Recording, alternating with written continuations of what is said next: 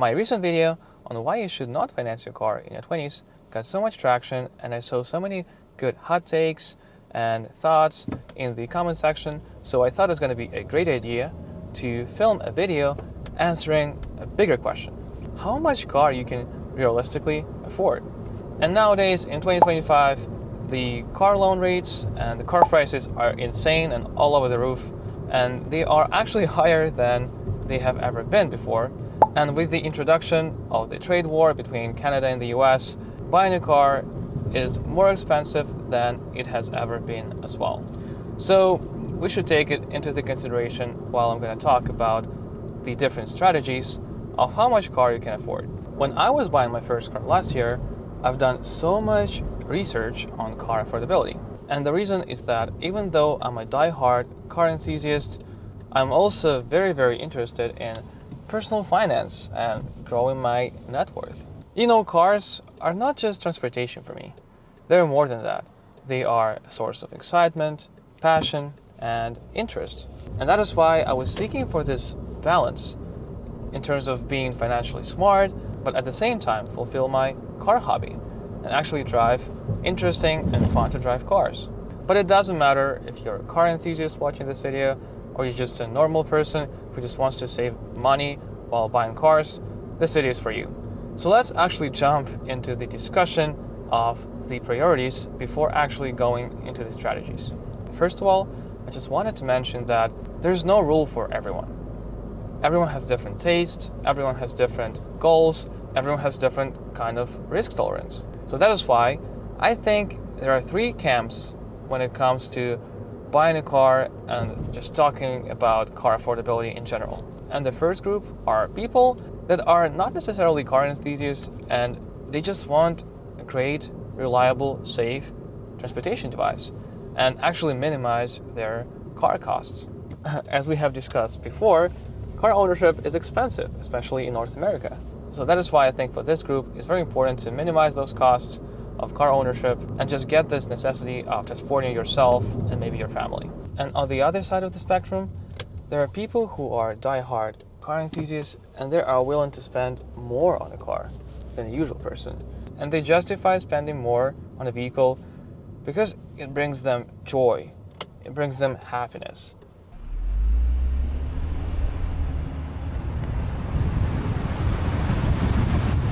And the third camp is people like me, who would like to spend more on a fun-to-drive car, on a more interesting car, but are still trying to be financially smart and maximize their net worth. And now let's talk about different strategies on how to determine the car affordability. I'm gonna give you several rules, and you can choose the one that works for you the best. And the first rule is one of the most common ones you're gonna find if you Google or search on YouTube for car affordability strategies, and it is 20-4-10 rule. And the rule itself is very simple. 20 stands for at least 20% down payment on your car loan. 4 in this rule stands for the maximum car loan length, so you should not finance your car for over than 4 years. And the number 10 in this rule means that you should not spend more than 10% of your gross monthly income on all car-related expenses. It includes car payments, insurance, gas, maintenance, repairs, all of it. So here's the table for our rule, and we're going to take a look at the salary and all car-related expenses you are expected to pay. If you earn $40,000, you can expect to pay just over $300 per month. If you earn $70,000, you can expect to pay just a little less than $600 per month.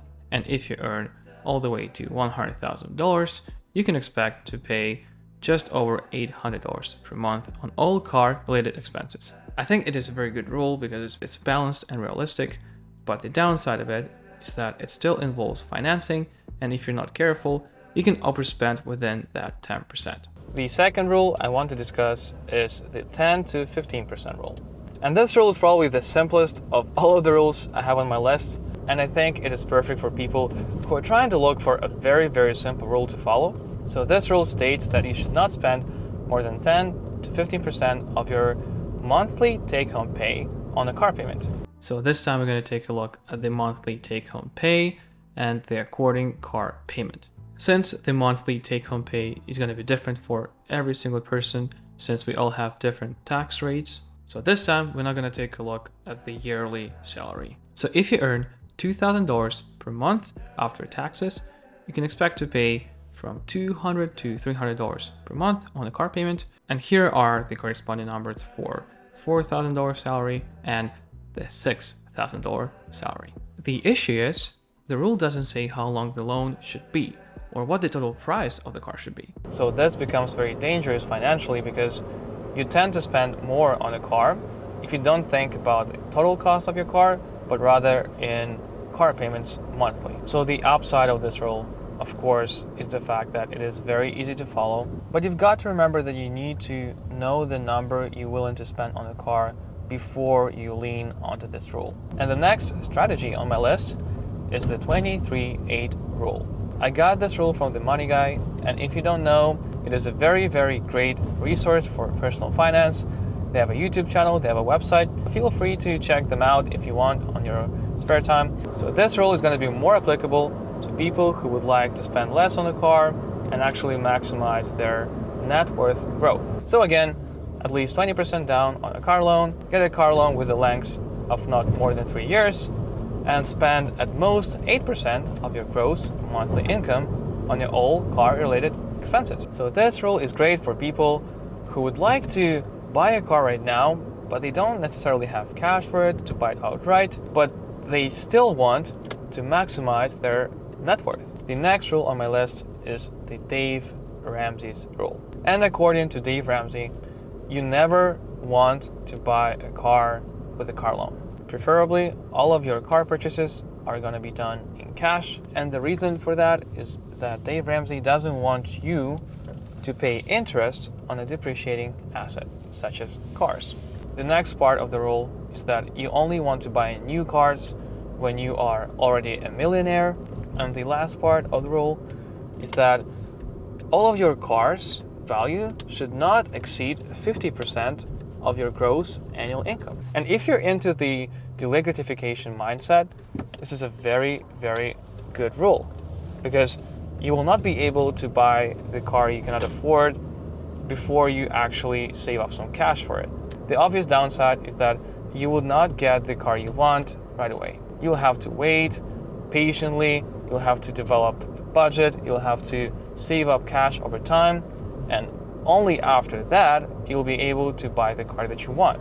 But at the same time, buying cars in cash is not the only way. And I truly believe you can buy the car using financing and still be financially responsible and still build your wealth. You just gotta be smart about it. And that's why this video has many financing rules you can follow. The next two rules on my list are actually tailored towards people who would like to have a straight up answer on how much car can I afford based on income or based on the net worth. And the first rule is the 25 to 35% income rule. It is specifically spread out so that I can follow all of the three groups I mentioned to you in the beginning of the video. So the lower end, 25% rule, is going to be applicable to people who would like to save more on a car ownership. So you would like to spend up to 25% of your gross annual income on your vehicle. And again, if you're a die-hard car enthusiast, you can spend up to 35%. So you're still kind of being responsible somewhat, but you still are able to spend a little bit more on the car you want. But for people like me, who would like to balance those things out, you are able to spend 30% on your next car, which I think is pretty reasonable. This rule is awesome because it is very straightforward. You just get one number, 25, 30, 35%.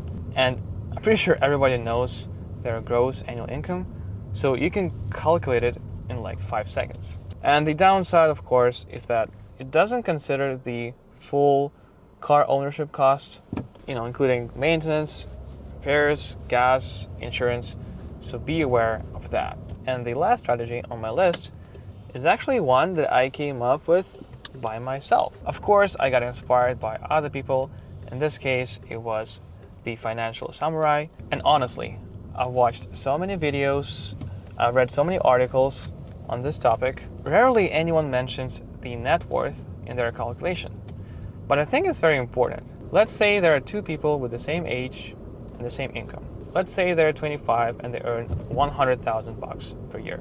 But one of them could live below their means, save up, invest their money in stocks, and have 100,000K in their net worth. And the other person could have just lived paycheck to paycheck his own life and actually have $0 in their net worth. I don't think it's fair for them to use the same rules based on their income. They should use a different rule based on their net worth instead. And I know it's a very radical example, but I just want to prove my point. So the rule itself is tier-based. There are 3 tiers. You belong to your first tier if your net worth is less than 100K.